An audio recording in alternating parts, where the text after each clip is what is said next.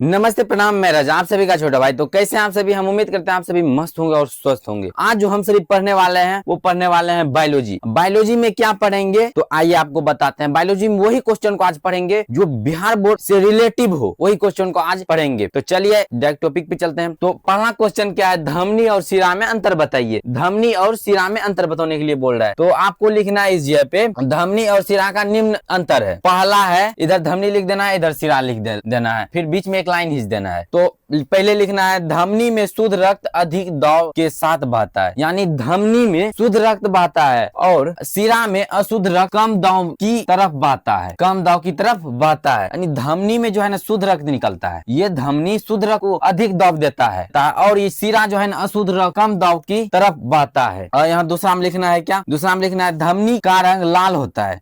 धमनी जो होता है इसका रंग कैसा होता है जानते हैं आप सभी?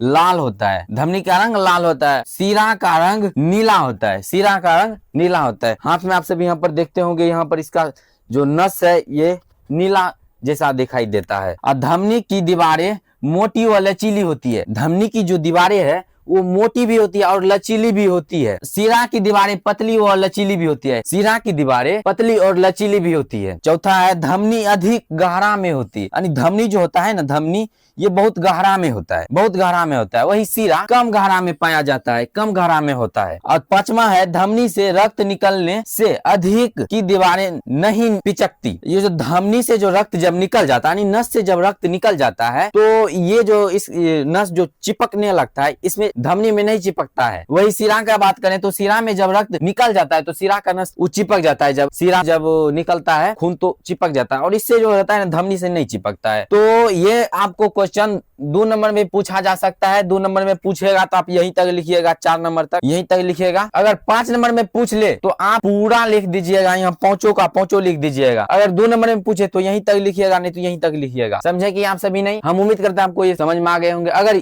आपको इसमें कुछ डाउट लगे तो कमेंट में जरूर बताएं। आइए तो चलते हैं अगले सवाल की ओर। तो अगला सवाल क्या है? मनुष्य में दोहरे परिसंचरण की व्याख्या कीजिए, यह क्यों आवश्यक? मनुष्य में दोहरे परिसंचरण की व्याख्या कीजिए, व्याख्या करने के लिए बोल रहा है और ये क्यों आवश्यक है। ये सवाल जो है ना बोर्ड एग्जाम में पूछा तो नहीं गया है लेकिन इस बार पूछ सकता है, तो आप सभी इस सवाल पर ध्यान दीजिएगा। तो यहाँ देखिए परिभाषा में मनुष्य में प्रत्येक चक्र में रुधिर 2 बार हृदय में जाता है। 2 बार हृदय में जाता है, रुधिर 2 बार हृदय में जाता है। इसे दोहरा परिसंचरण कहते हैं। इस क्रिया में एक बार ऑक्सीजन रक्त फेफड़ा से हृदय में आता है तो दूसरी बार अनऑक्सीजन रक्त शरीर के विभिन्न भागों से हृदय में आता है। ऑक्सीजन रक्त जिस रक्त में ऑक्सीजन की मात्रा ज्यादा हो उन्हें ऑक्सीजन रक्त कहते हैं। अनऑक्सीजन जिस रक्त में ऑक्सीजन की मात्रा कम हो उन्हें अनऑक्सीजन रक्त कहते हैं। अनऑक्सीजन रक्त शरीर में विभिन्न भागों में जाता है, शरीर के हर एक अंग में जाता है अनऑक्सीजन रक्त। और दोहरा परिसंचरण ऑक्सीजन एवं विऑक्सीजन रुधिर को मिलाने से रोकने में सहायक रहता है। यानी ये जो है ऑक्सीजनित एवं विऑक्सीजनित इन दोनों को मिलाने में सहायक रहता है, रोकने में सहायक रहता है,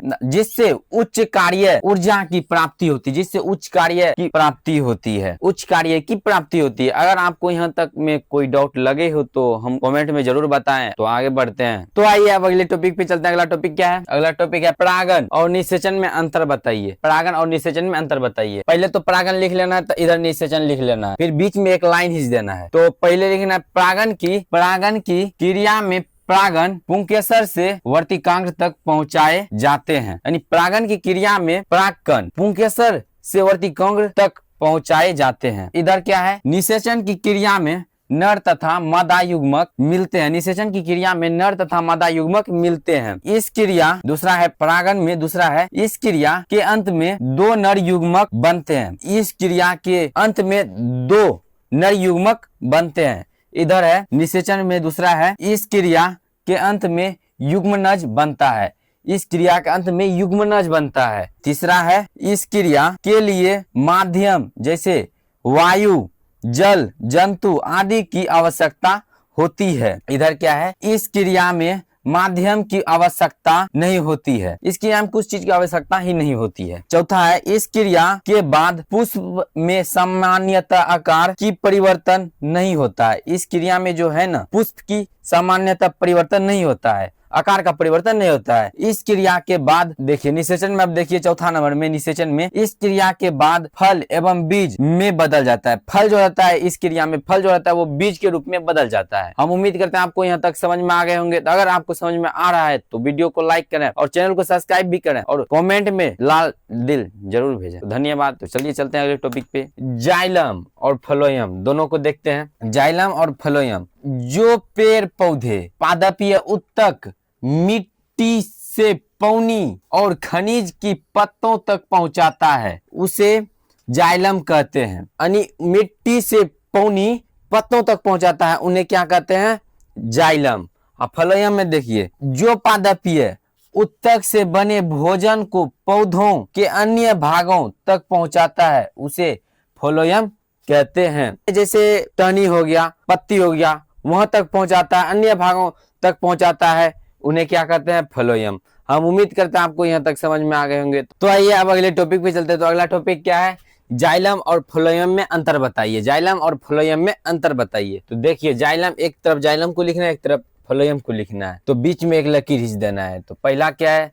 जाइलम एक ग्रीक भाषा का शब्द है। जाइलम एक ग्रीक भाषा का शब्द है जिसका अर्थ है काट या कास्ट। क्या अर्थ है? काट या कास्ट। फ्लोएम में देखिए, फ्लोएम एक ग्रीक भाषा का शब्द है जिसका अर्थ है छाल। जिसका अर्थ है छाल। दूसरा है, जाइलम की कोशिका मृत होती है। जाइलम में जो कोशिकाएं पाई जाती है वो मृत कोशिकाएं पाई जाती है और फ्लोएम की कोशिकाएं जीवित होती है। फ्लोएम में जो कोशिकाएं पाई जाती है वो जीवित कोशिकाएं पाई जाती है। और जाइलम जड़ में पाया जाता है। यानी ये देखिए, एक पेड़ बना लिए, ये तो जड़ हो गया, ये तो जड़ हो गया, ये तो पत्तियां हो गया, पत्ती, इसमें जो है जाइलम पाया जाता है। यहाँ जड़ में, यानी जड़ में जो है ना जाइलम पाया जाता है। क्या पाया जाता है? तो जाइलम पाया जाता है, जड़ में जाइलम पाया जाता है। और तीसरा हम देखिए, फ्लोएम पत्ते में पाया जाता है। ये जो पत्ते जो हम बनाए, ये जो पत्ते यहाँ बनाए, इसमें क्या पाया जाता है? तो फ्लोएम।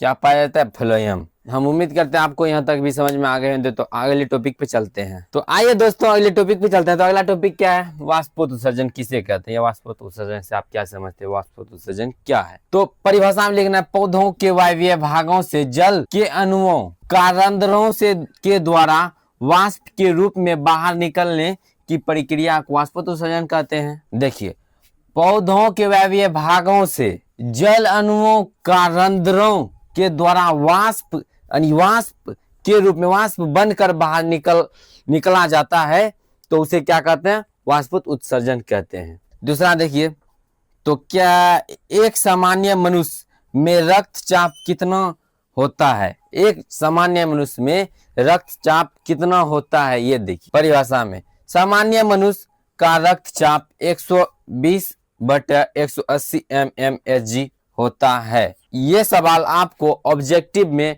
पूछा जाएगा, एक सामान्य मनुष्य का रक्तचाप कितना होता है? तो आपको टिक मारना है 120 mmHg। इसको वीवीआई में रख लीजिए क्योंकि ये सवाल हर साल पूछा जाता है।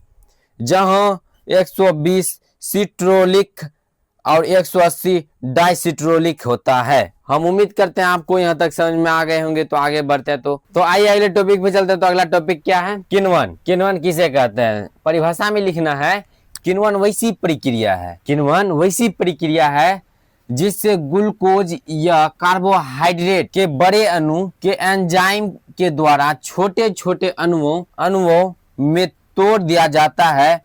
तो इस प्रक्रिया को किण्वन कहते हैं। देखिए, वैसी प्रक्रिया जिसमें ग्लूकोज या कार्बोहाइड्रेट के बड़े बड़े अणु रहता है उसको एंजाइम के द्वारा तोड़ा जाता है, छोटे छोटे अणु में तोड़ देता है। तो ऐसी प्रक्रिया को क्या कहते हैं? किण्वन कहते हैं। यहाँ फिर है पाचन। पाचन किसे कहते हैं? तो अंतर्ग्रहण किए गए भोजन पदार्थों को सरल व छोटे छोटे अणुओं में तोड़ने की प्रक्रिया को पाचन कहते हैं। शॉर्ट में इसको लिया गया है। तो अंतर्ग्रहण किए गए भोजन पदार्थों को सरल व छोटे छोटे अणुओं में तोड़ने की प्रक्रिया को क्या कहता है? तो पाचन कहते हैं। तो आज का क्लास कैसा लगा? अगर अच्छा लगा हो तो वीडियो को लाइक करें और चैनल पर पहली बार आए तो चैनल को सब्सक्राइब भी करें और अपने दोस्त लोग को भी शेयर करें ताकि वो भी इसका एजुकेशन का लाभ उठा सके। तो धन्यवाद, मिलेंगे अगली वीडियो में।